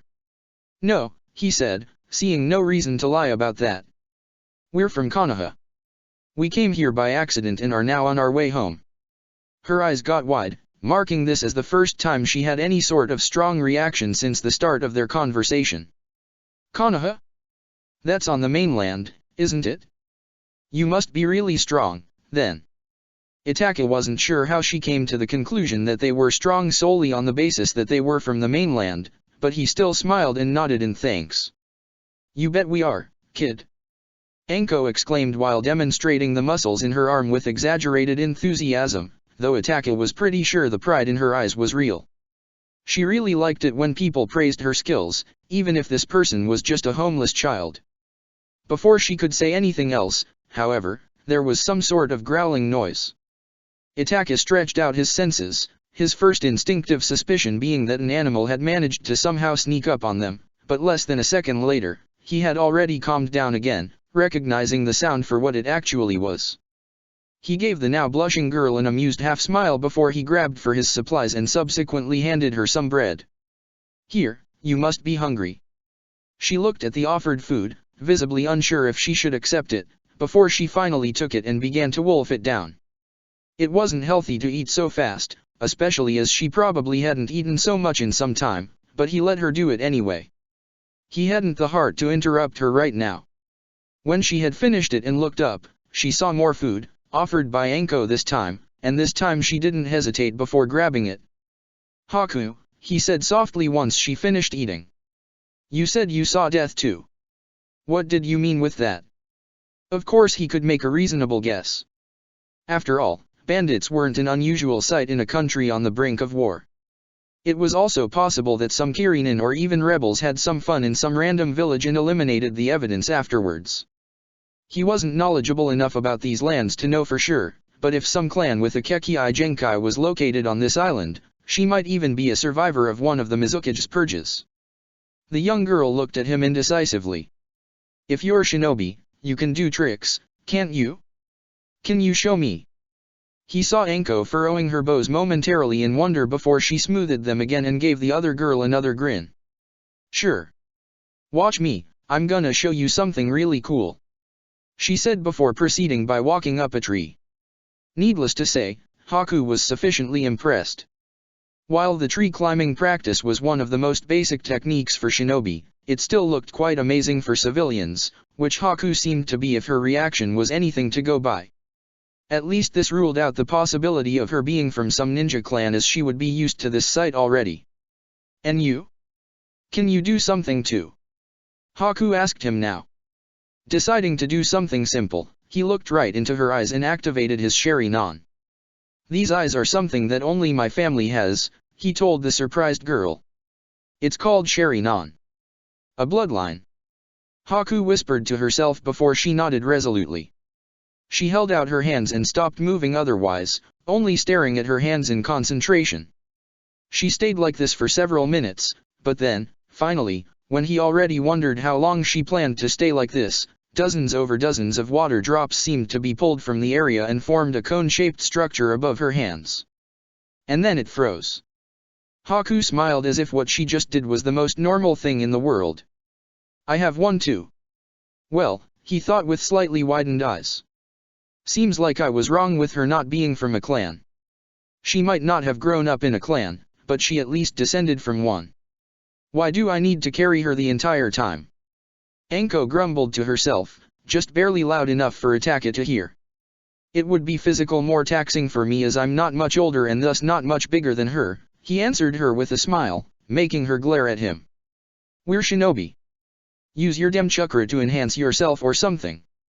He didn't reply to that, changing the topic instead. "We shouldn't need much longer until we reach the coast. Only about 10 more minutes. From there, we should reach the orphanage in less than an hour." They were currently running across the water.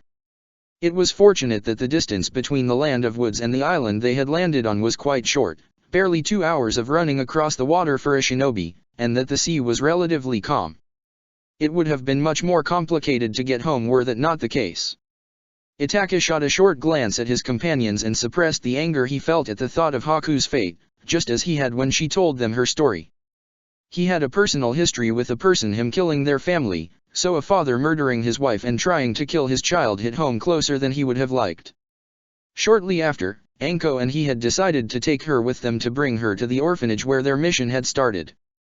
Making sure that the young girl had a better future was the least thing they could do, especially when it wasn't even a bother in the first place. Haku herself seemed to enjoy the experience.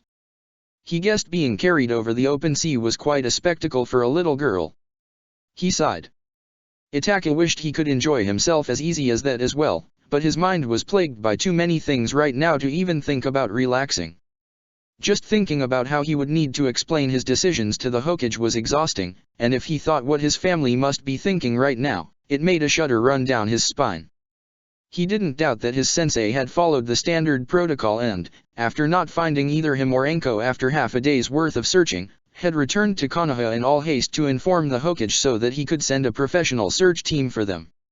In view of the dim likelihood of 2 fresh genin surviving such an experience, however, his family must assume he was dead. It was of course theoretically possible that his sensei and Yukio had been killed by the enemy shinobi, but considering that he and Anko had fought the only high-level opponent their enemies had, he doubted that this was the case. At least he could look forward to seeing Sasuke again very soon. "How did that happen?" Anko asked angrily. "We were told this orphanage was under your protection. You shouldn't have let this happen."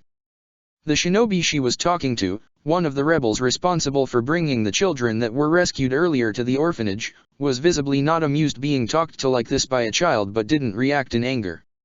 Itaka guessed by the look of guilt in his eyes that he agreed with her, even if he didn't like being spoken to like that. "The building was already burned to the ground when we arrived, there was nothing we could have done. Believe me, kid, I too wish we could have arrived earlier to intervene, but no power in the world allows you to change the past." Itaka felt like the gods were laughing at him right now, and it's better to accept the situation as what it is instead of crying about how unfair your life is. We should be grateful that there are as many survivors as there are. If it hadn't been for the caretaker who noticed the fire early on, even more children would be dead. Itaka nodded. He might not like it, but he agreed with the sentiment. "What will happen to the survivors now?" he asked. The man turned his eyes upon him. "Some of my men are currently scouring the area to find a place where we can build a new orphanage. We're not many, our leaders need most men for the fights to come, especially now that the war begins for real, but we will use the limited time we have to help the kids as much as we can." The villagers of a nearby village already agreed to help with the rebuilding efforts as well and even want to support the survivors with food and water.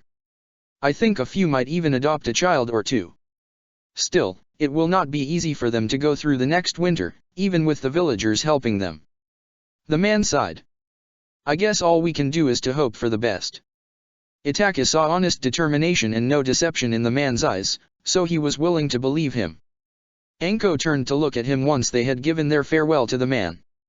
If food is as rare as he claims, every additional mouth to feed will cause problems, she said. And it will also reduce the probability of survival of every child as there will be even less food for each individual. Anko, he tried to interrupt her half-heartedly. What do you dash? Konoha has an orphanage as well, she went on unperturbed, so we will bring Haku with us and take her there. He didn't argue. He, Anko, and an oddly happy Haku had traveled for roughly a day when they were found by one of Konoha's search teams. It was honestly a relief. At this point, he just wanted to return home and see Sasuke and the rest of his family again. Itachi hadn't argued when Anko told him they would take Haku with them, and he didn't regret this decision. She had been right, after all, when she said every additional mouth to feed would cause problems for everyone else. He didn't want to be responsible for another child's death if he could help it. Still, taking a civilian child, and that's what Haku was regardless of her heritage, slowed them down considerably. So when the team finally found them, his first thought was about how much faster they would reach Konoha now that one of the adults could carry her. It's a relief to see both of you alive and well, was the first thing the Sandaime said after they finished their report. We feared the worst when Tanaka and Yukio returned without you. Both of them were currently standing in front of the Hokage's desk in silence, having just finished the summarized tale of the events that had happened after they were separated from the rest of their team. I expect a written report from both of you, but taking into account that this was the first time for both of you to went missing in enemy territory, and since there doesn't seem to be anything that demands immediate actions, you will have time all day tomorrow to handle it in. Take today to rest and recover. Accepting the obvious dismissal as what it was, both of them left the room. A figure stepped out of the shadows of one of the corners in the room just a second after the door was closed. So, Itachi, do you care to elaborate why you offered this Mai Terumi the possible aid of Konoha for their rebellion against their own cage? Itachi had created and hid a cage bunch in the moment he had stepped inside the office and noticed the missing presence of any Umbu guards, knowing full well that there would be an in-deep discussion about his decision during the mission. Mai Terumi will become the Godame Mizukage at some point in a few years. She was chosen for her contribution during the rebellion against the Yondaime Mizukage, being considered one of the main reasons for their success, as well as her outstanding prowess in battle. I made the decisions I did because I think an alliance with her, and with Kirigakure through her, would conform with our long-term plans regarding Konoha's future. The old man looked at him and took the time to puff on his pipe before he finally answered. You will explain to me every single detail, everything you know about Mai Terumi, the people she surrounds herself with, her leadership style, about Kirigakure, and the Land of Water after the end of the rebellion, and whatever else you think is important for me to know to make a decision. You will explain to me why exactly you think allying with her would benefit Konoha and why you think these benefits outweigh possible downsides, and finally, you will explain to me how you imagine I should handle this situation and what decisions I should make. Then, after you finished, I will decide what to do. That will be a long day, Itachi thought. Itachi was relatively sure in his ability to look through whatever mask his mother put on, in always being able to see her true thoughts and emotions even if she tried to hide them. When he arrived home, though, she didn't even try to hide her relief and took him into her arms as soon as he stepped through the door. If he were forced to take a guess, he would say that considering he saw no surprise in her expression, someone already informed his parents about his safe return. I'm so glad you're alright, Itachi. When your sensei returned without you, we thought she paused for a moment to swallow. We expected the worst. She didn't cry as she would never allow herself to cry in front of either him or Sasuke, but it was definitively a close thing.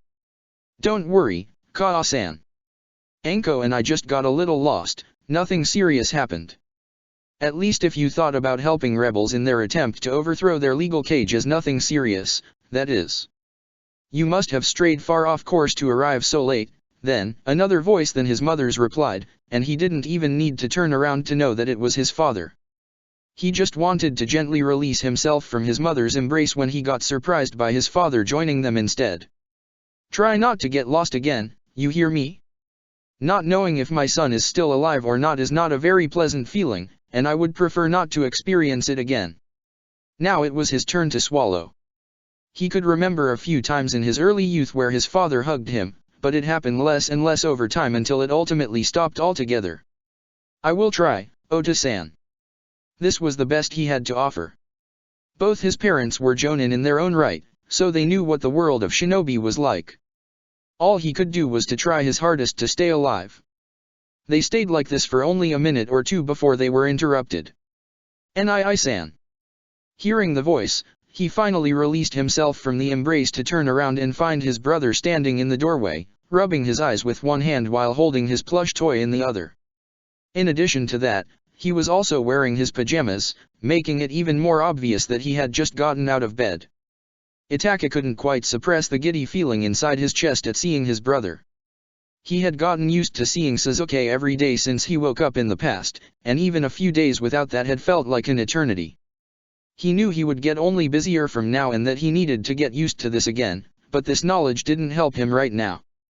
He crouched down and gave his little brother a big, honest smile. "Hello Otauto," he said. "I'm home." Sasuke didn't need any more encouragement than him spreading out his arms to jump into his embrace. Itaka wasn't comfortable with how close he had come to dying on this mission. Sure, he could have used his Mangekyo to kill Taro, but if he needed to depend on this to survive every time he encounters a dangerous foe, he would be blind before he turned 10. No, he needed to improve himself, and he needed to do it fast. Unfortunately, there wasn't any real shortcut he could take to get stronger even faster than he already did. In fact, he was cheating thanks to his memories of the future as it was. Still, he needed to make sure that he wouldn't die anytime soon. He didn't want to leave his loved ones behind, not now that he was given a second chance. And there was still so much to do for him, things he needed to do to stop Akatsuki and its true leader. There was only one thing he could do for now besides training himself to get stronger. It was this one thing that had led him to where he was right now, standing in front of the big building in the middle of the night after he had sneaked out of the house when everyone else had long since gone to sleep. With determined steps, he entered the Naka Shrine. Chapter 10, 2 Gatherings. Let's start this from the beginning. 2 gatherings. So, Sensei, Jiraiya said. Why did you call me back?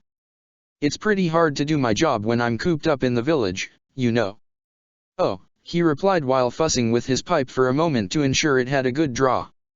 And here I thought you would enjoy visiting your home and maybe having a drink with your poor, old teacher. His former student gave a blusterous laugh, making his own lips twitch in response. Jiraiya always had the ability to make people around him happy, often on his own expense. Don't misunderstand me, old man. I'm happy to see you. It's just unusual for you to act all secretly like this, and you wouldn't have called me if it weren't for something important. Or at least I hope it's important, or else I would be rather cross with you for forcing me to stop my research much sooner than expected. I had just found this really impressive spot too. He raised an eyebrow. Perhaps my memories are failing me, I am an old man after all, so correct me if I'm wrong, but wasn't it you who told me that the hot springs of Konoha are one of the best spots for your, research? This seemed to ease some of Jiraiya's tension as he leaned back with a big grin and started to giggle. Well, when you're right, you're right. Konoha's hot springs are special, and I got some very impressive inspirations there in the past. The man gave a pointed look at a drawer that he knew stored a particular array of books. But of course you know all about that already, don't you? I have no idea what you're talking about, he said, ignoring the knowing glances the other man threw at him while puffing contentedly on his pipe. He had missed his student. The man was like a son to him, just like the other 2 Sunin, and also the only one of his students he had still contact with. Orochimaru had left the village in disgrace and Tsunade hadn't been in the village in quite some time now. He had tried to exchange letters with her to at least have some sort of contact, but her replies had always been little more than 1 or 2 lines. He had given up after 6 attempts. Not that he had much more contact with the man in front of him, but at least he saw him from time to time and knew he was fine as he received regular messages with whatever information his spy network had found. No matter what other people, the man in front of him including, said, He knew that all his students' deeds could be traced back to him. That their mistakes and crimes were just as much his fault as it were theirs. He had been their teacher, he had been the one who watched them grow up, and he had been the one that taught them much of what they knew. He should have seen their shortcomings and intervened before they could bite them in their ass. It had been his job to aid them when they need help, to console them in their grief. Had he done that, had he done his duty, Orochimaru and Tsunade might still be part of the village. But for real, what's going on? I know you haven't called me back solely because you missed me. He stopped a sigh before it could leave his lips. So to business then, I'm afraid you need to be a bit more patient. We are still awaiting one more person for this little meeting to arrive. Jiraiya grimaced. He could be patient, he just preferred not to be most of the time. When you say, a bit more patient, what amount of time are we talking about exactly? He should be here just about. There was a knock on the door before his secretary called. Hokage-sama, Genin Itachi Uchiha is here to deliver his mission report. I'm sending him in now. Now he finished his sentence as if nothing had happened. The two of them watched as the man in the body of a child entered the room, walking with more grace than a boy his age should be able to. He silently wondered if he would have noticed this fact if he hadn't known the truth, but dismissed this thought. That wasn't important right now. Itachi regarded Jiraiya with only a nod as a greeting before continuing on his way to his desk to deliver the mission report. He could see the gears in his student's head start turning, wondering if this young child could be the person he had talked about or if he had just been mistaken about who was on the other side of the door. Or maybe he was just thinking that he must have gone senile. It wouldn't be the first time. My mission report, Hokage-sama. He took the scroll and threw a casual glance over it before storing it in one of his drawers for later consideration. He had heard most of it in their conversation yesterday, but reading a written report always helped him noticing things he had overlooked before. He was still not sure if Itachi had made the right call when he helped the rebels, but he could see why he had done it. And, to be honest, he might have acted the same way had he been in his situation, but he couldn't think like that. All that mattered was that the likelihood of this decision aiding their final goal was higher than it causing problems somewhere down the way. He had been forced to share the basics of the happenings during the mission with his advisors Homura, Koharu, and Danzo. While he would have preferred not to tell them, especially Danzo, under these circumstances, he had no other choice. They couldn't know for sure that there were no survivors, which meant that there was a theoretical chance that the Mizukage was informed about Konoha's intervention. Because of that, he had decided to increase the patrols on their eastern border, which then obviously caught his advisor's attention. He was the Hokage. He didn't have to explain himself or his decisions to anyone. However, using this privilege all the time had its own share of problems. In this case, it was just less problematic to share his information with the others, if only to make sure that Danzo didn't come to his own conclusions. That was always a dangerous thing. Given the possible consequences, the three of them had been understandably annoyed about the two Genin's actions, but as no blame had arrived from Kirigakure so far, they had been easy enough to calm down. Personally, he thought that this girl, Haku, they had brought with them was the main reason his advisors had been so compliant. The girl was the carrier of a Kekkai Genkai, after all. If she survived long enough to marry and have children, Konoha might gain another powerful clan of bloodline users, strengthening the village even more. He hated to think about people as if they were resources, but his position made it impossible not to think like that from time to time. "Thank you, Itachi," he said. "Please, take a seat. This conversation will probably last a while."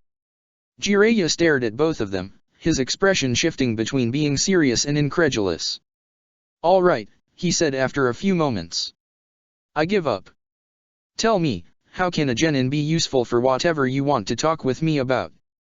He took the time to take another puff from his pipe before he answered. "That's a long story, one which we will summarize for you to spare us some time." He looked his student directly into his eyes, trying to make him understand how serious he was. "All I ask of you is to remain silent and keep an open mind." Had Jiraiya's face been serious before, now his expression was grave. "I can't deny that some of this information seems very convincing, but you must understand that this isn't easy to believe," he said, obviously still uncertain even after nearly an hour of getting answers to whatever questions he could think of. "That's understandable," he replied calmly. "I had the benefit of much more time to think about this myself, thanks to a technique no mere child should be able to use or even know about, I might add. And even then it hadn't been an easy thing to accept." "Jiraiya-sama, I know." Itaka started but got interrupted by the man before he could say much. "Cut the honorifics, would you? Regardless of whether what you say is true or not, I think we can leave that crap out." Itaka nodded, looking unbothered at being interrupted. "Jiraiya, I know it's not easy to believe, but for the sake of this conversation, it would be best if you just act as if you would believe us regardless of what you really think." "He is right," he added. "If you would be so free, we could start talking about what I actually asked you here for." Hadn't he seen the man grow up and trained him himself, he might have missed how he tensed up for a mere second before forcing himself to calm down again. "And what is that?" He took a deep breath. "We're going to talk about Danzo." This got a visible reaction from the man. "What? Seriously?" He threw a short glance at the boy beside him, probably thinking about Danzo's role in his future, before continuing in the same raised voice as before. "Don't tell me you actually decided to finally do something against the old geezer? I know I tried and failed to make you see reason often enough. And I told you often enough that he is a necessary evil, Jiraiya. Many of the things he had done needed to be done, no matter how much you and I might dislike to admit it." Jiraiya opened his mouth to object, but he didn't give him the chance to do so. "And I know that you know that too. You didn't become such a formidable shinobi by being blind to the darker side of the ninja world. That might be true, sensei, but I'm also formidable enough to realize when someone crosses the line between a necessary evil and just plain, old paranoia. Something Danzo obviously can't claim for himself." "No," he agreed, feeling more tired than ever. "It seems he can't. Like it or not, a shinobi village couldn't survive if it wasn't willing to get its hands dirty. Sometimes this meant breaking other countries' sovereignty by sending shinobi into their territory without their knowledge, sometimes it meant killing an innocent bystander if they somehow managed to witness an operation that must remain secret, and sometimes it meant blackmailing others, be it a civilian or even another country, to do one's bidding by any means necessary. Danzo had done just that. He had done the jobs that needed to be done to keep Konoha safe, sometimes even without his knowledge. He let it slide because he saw the benefit of having no official record and as such no proof against them, but also because he wanted to keep this side of ruling away from himself when he could. That had been a mistake, he knew that now. He had trusted that Danzo would only act in Konoha's best interest, so sure in his love for their home that he couldn't see him harm it under any means. Maybe he had just chosen, no matter how subconscious, to be blind to his old teammate's shortcomings, wishing to see only the best in him. Maybe he only wanted to see the good friend of his youth instead of the bitter man he had become.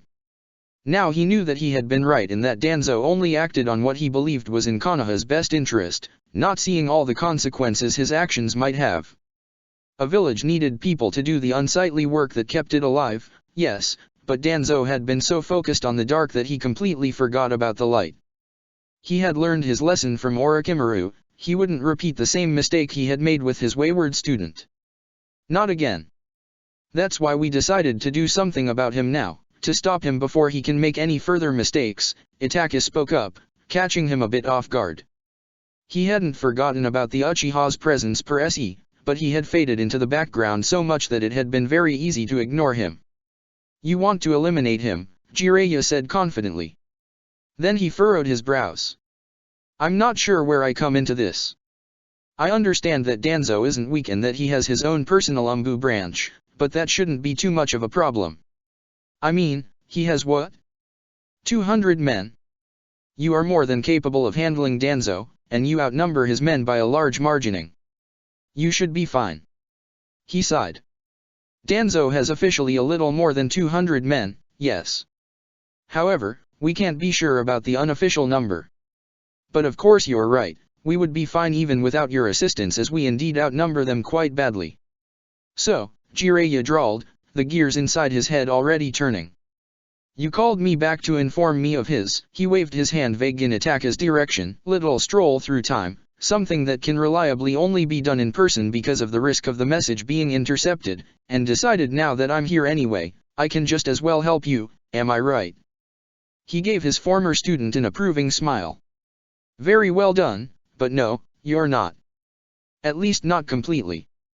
While you're right in that I would have called you back to inform you of this in private because it's too risky doing it otherwise, you're wrong in assuming that's a coincidence that we planned to convict Danzo just now when you arrive. It was always the plan to include you. Jiraiya shrugged. Close enough. Then he got serious again. So, what's the plan? It's pretty simple, he said and started to explain. Tomorrow, I will call Danzo to my office, effectively cutting off the snake's head and rendering Root without leadership. He will have naturally set up a chain of command for such situations, but he is too paranoid to give anyone too much power, so their ability to react will be limited. I have such meetings with Danzo and my other advisors regularly, so there is no reason for him to get suspicious. I scheduled a special training session for the Umbu on every Wednesday for a few months now in preparation for this operation, so Danzo has no reason to suspect anything on that front either. As soon as I ordered Danzo here, you will head over to their training ground with a written order from me, effectively mobilizing every team that is present at that time. We know the official locations of all Root facilities, and thanks to Itachi, we also know at least a few of their unofficial ones. I will give you a list of those unofficial bases we know already exist, thanks to some of my men scouting the area. You will lead this mission to make sure that no one survives while some of my private guards will rescue as many children as we can. Considering that we most likely don't know about all of their bases, there will probably be survivors anyway, but I want to keep that number as low as possible. He wasn't surprised that Jiraiya looked at him in silent shock. For him to go from basically letting Danzo do whatever he wants while defending his actions to ordering such drastic measures must be hard to believe, even with all the information he received in advance. Alright then, Jiraiya said while standing up. If that's everything you wanted to tell me, I will head out now. I need to think about what you told me, especially your story. He looked at Itachi when he said the last part before turning back to him. Will it be sufficient if I return at 0700 tomorrow for more details for this mission? He nodded. Good. If you need me, I'm at the hot springs. And with that he jumped out of the window, vanishing in a shunshin. It somehow felt like he was fleeing, but that reaction was understandable. He had a lot to process, after all. I think that went well, Itachi commented dryly. His lips tugged upwards. Yes, it did. As well as we could hope for. He had spent nearly 3 hours in the meeting with the Hokage and Jiraiya, but because he had left for the Sandame's office at 9 in the morning it was still pretty early. The meeting itself had gone better than he had expected. Without using the Tsukuyomi and thus giving him nearly unlimited time to persuade the other person as he had done with the Sandame, his possibilities were much more limited, especially because there was nothing that he could do to stop the other person from just leaving. At least when the person was as strong as Jiraiya. The presence of the Hokage probably helped with that. As long as the Sannin didn't believe the older man had gone completely insane, he would at least consider the possibility of him telling the truth, making the entire conversation much easier. That was the main reason he had stayed out of the conversation once he had finished explaining his situation. After all, even if the man believed him, he was still a stranger to him while the Hokage was his former sensei. The Sandame would know better what to say to convince the Sannin than he did. And it had worked out well. Jiraiya might still be unsure about whether he spoke the truth or not, but he was willing to accept his word at face value for now and had accepted to participate in tomorrow's operation. He honestly wished he could take part in it as well, but he understood why that wasn't possible. Still, after the part Danzo had played in his life, he wasn't above anger or the wish for revenge. He just didn't let himself be controlled by these emotions, or at least he tried. His years as a criminal had improved his already impressive self-control if nothing else. Tomorrow's operation would also mark the first major change he made in the past whose consequences could be felt almost immediately, which made him understandable nervous. The chances that this decision would backfire weren't slim, and only the knowledge that this was something that needed to be done could calm him down. Itachi couldn't continue this trail of thought once he came closer to his home, though, because he could feel more people than usual inside for some reason. In fact, if he didn't miscount, there were currently 7 people inside. And while he wasn't a sensor type, he had still rather precise senses, meaning he was by no means unsure about his assessment. And considering he recognized every single chakra signature, he could also tell who their guests were, and his guess was proven right once he entered the house and went to the living room. Happy birthday! All over the room, with either smiles or outright grins on their faces, stood his parents, Sasuke, his sensei, Yukio, Anko, Izumi, and Shisui. They were currently sitting in the garden behind their house, celebrating his birthday. It wasn't what most children his age would do on their birthday party, considering a simple meal in their garden without any games or other entertainment was far too boring for them, but he was quite content with this. Honestly, he was glad his parents seemed to know him well enough to not organize a usual children's party. That would have been utterly humiliating. Well, to be fair, they hadn't done so in his last life either, so maybe it wasn't that surprising that they wouldn't do so this time. Of course, today wasn't even his birthday. As he had told Anko during their mission, his birthday had been on the 2nd day after they had arrived at the orphanage. Still, it seemed his family and friends believed he needed a proper party anyway, so here he was. And that brought him to his current situation. "Come on Itake, your mother made all of this just for you," Shisui said while helpfully handing him another piece of cake. "Well, and for us too, I guess. But mainly for you. It would be rude to waste it." He fought down the urge to smash the plate into his friend's face. They might not be friends for too long in this time, but Shisui knew he wasn't a fan of too much sweet stuff. Not that he didn't like it at all, but only in moderation. Of all the habits he had been used to from his friend in the past, it would naturally be his tendency to irk him all the time that would resurface first. That was just his luck. Besides, if he forced more sweet upon him, he could at least hand him some dango. Luckily he knew how he could get out of this situation.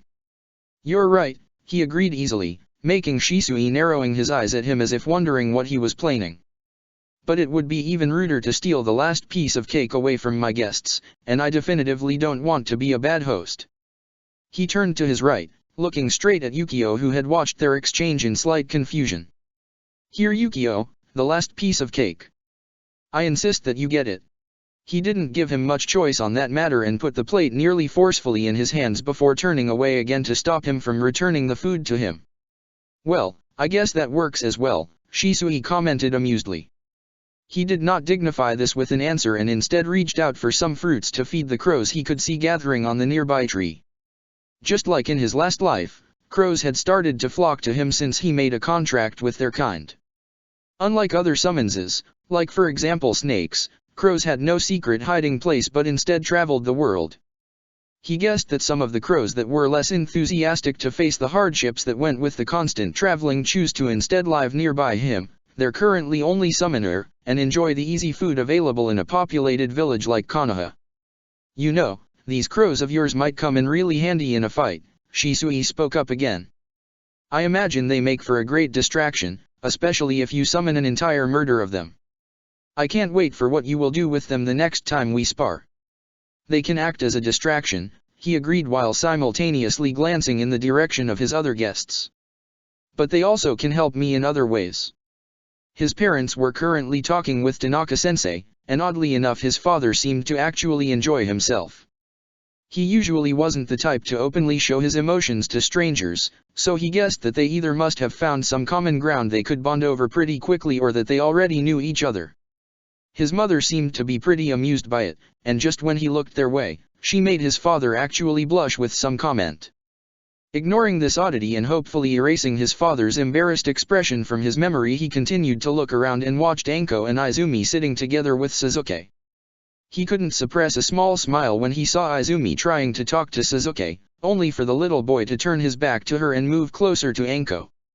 From what he had overheard earlier, the older girl had teased Izumi about something in close proximity to Sasuke, probably endearing himself to the boy in the process. He turned back to his friend just in time to look at him when he reacted to his statement. "Oh? And what other ways would that be?" "I spoke with Anko earlier," Yukio suddenly chimed in into their conversation. "And she told me a few things. She said you can make a clone jutsu with them. Is that true?" He blinked, a bit surprised by this intrusion, but recovered quickly. It's a technique that doesn't waste much chakra but still has the advantages of a Kage Bunshin, making it an ideal technique for me to use considering I still have smaller reserves than either of you, for example. Shisui whistled impressed. I never heard of a Karasu Bunshin, crow clone, before, but I guess that's understandable as I never heard of a crow contract either. Does that mean that an original technique of yours? Technically the crows taught the technique to me, he denied. So I'm not the inventor. So it's also true that you can create a clone that's only halfway formed, with lots of crows flying around it? Yukio asked with sparkling eyes. He gave his teammate an amused smile, making him look away in embarrassment for a moment before returning his glance at him once again. I see Anko told you more than just a few things when you talked with each other. But yes, I can do that too. I used this trick during the mission to make an enemy think I captured him inside a genjutsu, making him less cautious and thus allowing Anko to go for the kill. Alright, let's stop this here, a simultaneity stern but kind voice interrupted them from behind, making Yukio jump around in surprise and come face to face with Itaka's mother. Let's not talk about killing during a celebration, shall we? Especially not while we eat. Ah, of course. I'm so sorry. Yukio exclaimed flustered, appearing to be still confused about how his mother had been able to appear behind them without him noticing. The food is excellent, by the way. It's almost as good as my parents'. He realized what he had just said because he instantly tried to correct his mistake. With which I don't want to say your cooking is worse than my parents', of course not. He visibly deflated. I'm sorry, I'm an idiot. His mother just chuckled. There was a moment of silence before Yukio hesitantly spoke up again. That's usually the moment you say something like oh no, don't say that. You're not an idiot at all, you know. His mother just smiled, and then the relative silence of their part of the garden was interrupted by Shisui's terrible attempt at suppressing a snort. Hey, do you think that's funny? Yukio exclaimed loudly, clearly happy to turn his attention on something else than his own embarrassing behavior from before. Oh yes, it's hilarious. Shisui agreed shamelessly, which in turn led to Yukio kick-starting an argument about whether or not his behavior had been something to laugh at or not. Itake, his mother said with a soft smile, ignoring the two others bickering in the background. Here is someone who wanted to sit with you. Of course, he had already noticed Sasuke, hiding behind their mother's legs. Well, Otauto, will you join me then? He asked with a warm expression on his face, looking straight at his brother. And as soon as he sat down beside him, babbling about this and that, he felt at peace. Excuse me, everyone, I want to say something. Tanaka-sensei's voice cut through the garden, silencing everyone else. Once the man knew he had the undivided attention of everyone, he continued. I think this might be a good time as any to make this announcement. I decided to nominate Team 3 for the incoming Chunin exams. There was an uproar all around the garden, especially from Anko's direction, but Sensei's raised arm silenced everyone again. I thought about this decision for a while now, ever since Itaka joined the team to be honest, but now I think I can be sure that everyone is ready. I wasn't sure about what to think about getting a genin so young, but we can all agree when I say that he proved that his age is no hindrance for him. Itaka wouldn't be surprised if a conversation with the Hokage had him come to this conclusion. After all, the Sandaime had told him a few months ago that he wanted him to participate in the Chunin exams. The exams will start in roughly 3 months, and they will be held in Uegakure. We will take our leave in roughly 2.5 months to arrive in time, and we will use the time before that to spur our training up a bit and take a few more missions. The instant he finished, people all around him started to talk excitedly with each other, with only Itake and his mother not participating. She hid it well, but he could see that she was worried. Given the tense relationship Konoha and Iwa shared, that was understandable, and he was sure his father would realize that too very soon. Probably his teammates as well. Even if not, their sensei would surely remember them. The next time I will be the one to invite you guys, Yukio said as a farewell when he walked him to the door an hour after their sensei's announcement. My parents run a restaurant. Its name is Narisawa. I just know you guys will love it. He actually knew this restaurant, as did everyone else in the village. The Narisawa was generally regarded as the best place to eat in all of Konoha, after all. It was well liked by all citizens because it offered dishes that were affordable for both the rich and people with an average wage. I wasn't aware your family runs such a successful business. Yes, Yukio, their sensei, who had walked behind them with Anko, chimed in. Why didn't you tell us? Had we known we would have come to visit you much earlier. Yukio gave their sensei a dry look. You are only interested in the free food, aren't you? He laughed shamelessly, which somehow managed to hide the ever-present exhaustion on his face. Well, I wouldn't say that it's the only thing I'm interested in, even if it's definitively a plus. I'm also kinda curious. I thought about opening a little shop myself once I retire from active duty, so a look behind the curtain of such a successful restaurant would be really helpful. He silently raised an eyebrow at the sight of their sensei and Yukio walking side by side without bickering. It seemed the last mission forced them to bond with each other, he thought. Hey, Itake, Anko said, drawing his attention to her. I will say this only one time, and I will deny ever saying it at all if you tell it anyone else, so listen closely. You did most of the work during our time in Kiri while I have been next to useless.